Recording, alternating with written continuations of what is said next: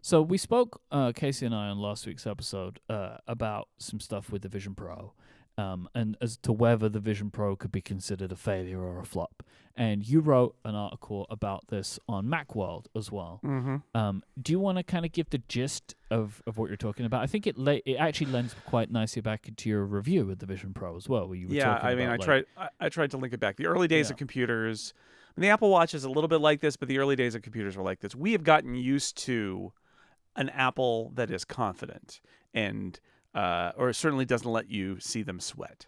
And they know what they're doing, and they roll out a product, and they're like, this is the future, and we're going to sell millions of them, and we're going to make them in high volume, and people are going to want them, and they do, and they buy them, and they're successful and all that.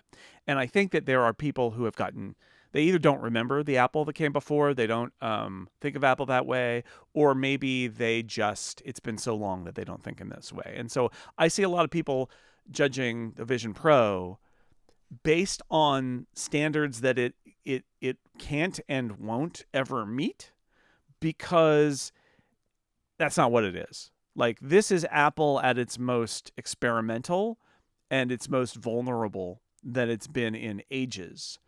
And so people who write it off and say, well, 2 months into the Vision Pro and there's not a lot going on, feels like a flop. And it's like, okay, whoa. It was never going to be 2 months in and going great. It was always going to be a mess. Now, has Apple made mistakes? It absolutely has. Are there troubling things about it? I wrote a whole piece about the Apple immersive video problem, that they didn't release any of it, and then when they did, it was that MLS video that wasn't very good, and suggested they didn't get it. And so you talked about it with Casey. I know that Casey and Marco talked about it on ATP a little bit last week. For those who listen to that podcast, if you don't, basically what Marco said is, I'm not saying it's a flop. I'm saying I'm worried that Apple is not doing what is required for it to be successful. And I am worried about that too. But what I do see Apple do is I see them trying things and failing or not quite getting it. And I don't know. I guess that could trouble you. I just look at it and say, this is what this product is when this was rumored, we were all saying, you just got to ship it and see what happens and figure it out and figure out what it's for and learn and get developers to try stuff and have you realize, oh, this works and this doesn't work. And we see it like the spatial personas is sort of one of the reasons we talked about this. It's such a great feature, which is a plus, but also like, why wasn't it there on day one? That's a minus. And it's like they were incapable of shipping it on day one, apparently. Just like they're incapable of shipping those environments that still say coming soon, which is so weird. But that is where we are, is that there are things that Apple does that are good. And there are things that Apple does with the spatial video where you look at it and think, oh, they don't have a clue, or they're still figuring it out, and they're releasing things that don't make sense. And that is what this is. I guess what my piece is really trying to say is, if you're judging this like it's a product, like every other Apple product that's been released in the last decade, you're doing it wrong, because that's not what this is. This is a weird, long game kind of thing where even Apple is going to basically be visibly grappling with what this product is in public. And that's not a sign of failure, and it's not a sign of weakness. It's a sign that this is a very different kind of product, and they're worried about the long run, and they don't even know quite where it's going to go. And I find that refreshing in a way. It's frustrating in a way. It allows us moments of brilliance, like with spatial personas, where out of nowhere we're like, oh my God, this is an amazing feature. Literally like the week after they did that MLS video that was bad. Yeah. And to Marco's point, and I think it's a good one, the biggest danger Vision Pro faces is Apple losing sight of it, is Apple taking its eye off the ball. Because and I know Marco's been burned by this because he's been covering this stuff a long time. Anybody who's been closely observing Apple over the years knows that the company has a tendency to launch things with great fanfare and then never pay attention to them again. Kind of get bored of them. Yeah, I would argue that they've gotten better at that recently. Still not great, and only in a few areas, but they've gotten a little better at that. It's that classic: we launch a feature and it's going to change the world, and it comes out and it's got some obvious limitations and bugs, and everybody goes, "Oh well, I'm sure they'll address those." And the year goes by, and the new OS comes out, and they didn't touch it. And another year goes by, and maybe they address some of what happened 2 years ago.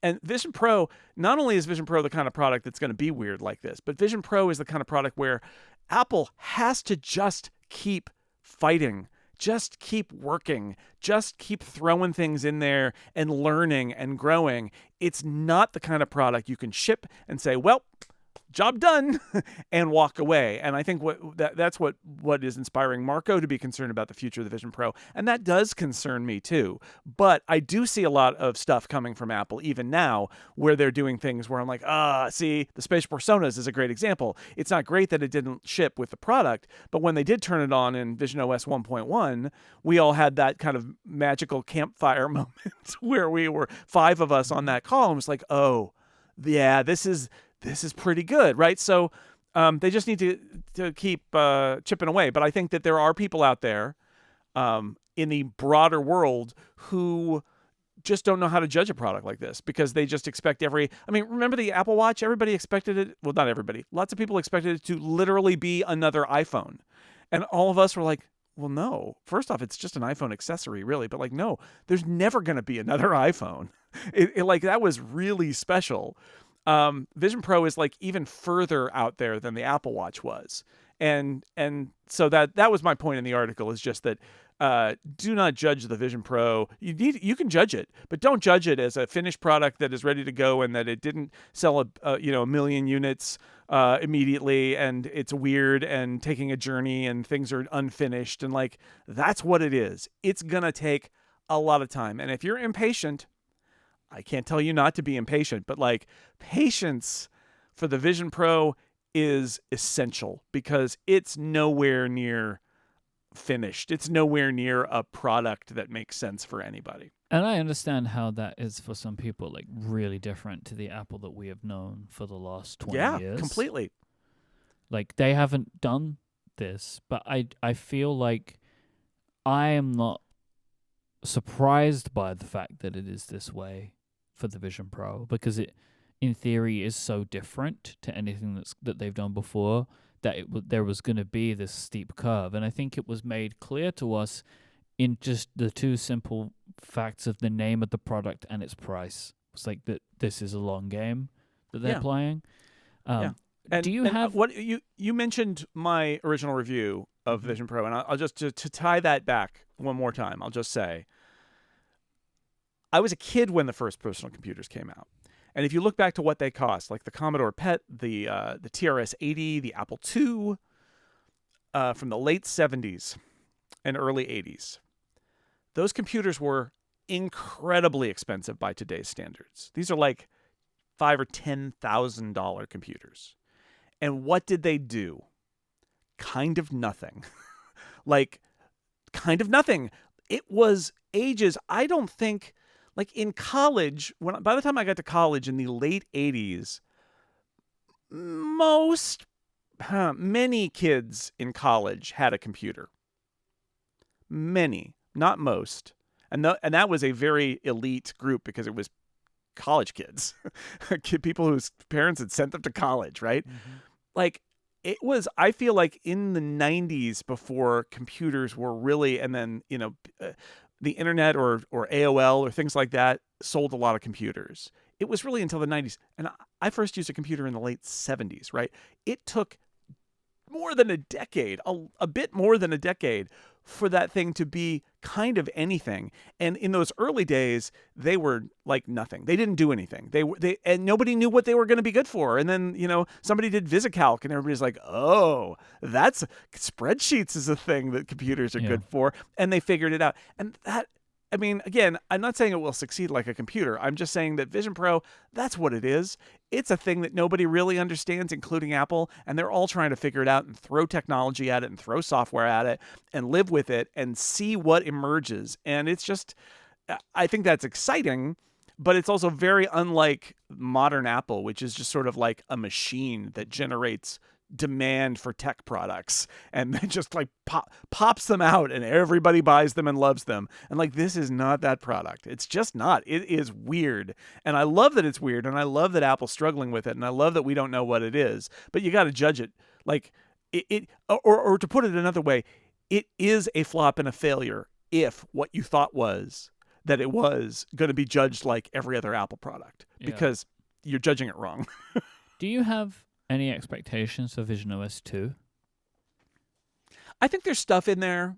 I mean, I have lots of hopes. Yeah. I would like to think that there's a bunch of stuff in there that they, in the development process, that they just put on another whiteboard somewhere and said, we can't do this for 1.0. And that for 2, they triage things from that list of like, these are the things we're going to bring into version 2. And my hope is actually that it's going to be one of these annual statement things that Apple does these days, where when they announce Vision OS 2, they're going to say, here are all the features it's going to have, but it's not going to get them all in September, right? It's going to get them all in. Which I think is actually smart for this product. Over the next year, here's what we're going to put into the Vision Pro. I do hope that there is stuff that, like, my expectation is what you're saying, right? That it will become clear. It's like, oh, okay. Like you see all these things like, oh, now all of our apps have, we don't have any Apple apps that are compatible apps anymore. Right. And whatever new features get announced for the whole operating system go in there, along with some other stuff that we hadn't considered, or window management and collaboration, exactly. Like and some good bug fixes, some good features, and some new things that it can do. Like that's what I want to see. Like I really want to see them continue to keep their foot down on this product, and I think they need to show that they're going to do that with enhancements to Vision OS. Like more environments, third-party environments, like stuff like that. Like just keep pushing it. That's what I really want to see. I really hope that there is stuff. Yeah, I think there will be. I'll say again, going back to what Marco was talking about on ATP. If Vision OS 2 is like super underwhelming, soft-pedaled, nothing, that's scary. Yeah, I'll be concerned. That's scary, because this is not a product that they can take their foot off the gas, right? This is a product where we're just putting it out there. We'll see what people do with it. Like, no, you can't do that. You have to keep on going. And I assume that they are, but that would be a real bad sign. Why are you spending billions of dollars to ship your essentially like prototype and then walk away? It doesn't make sense. So I hope that we get a sense of, also, I mean, it only shipped recently, right? So this may not be the release for this, but the more you get the sense that Apple is also observing how people use this thing, and that's helping them zero in, the better. But that feels more like a Vision OS 3 thing, honestly. This feels more like, here's all the other stuff that we know should be in there, and we just didn't get it in there. It's like the early days of iOS or of macOS 10, where the first few releases, it was a lot of like, oh yes, you mean those obvious gaps where features are completely missing? Yep. Yeah, okay, here they are, right? There was a lot of that early on. It took to iPhone OS 3 to get copy and paste. Yeah, and version 2 for App Store. Isn't that wild that the App Store was before copy and paste? Yeah. What was going on? What were they doing over there? They were. I think they were convinced that copy and paste was an esoteric feature that people didn't need, and they also didn't know what the interaction was going to be on it, and so they just kept. Incredible.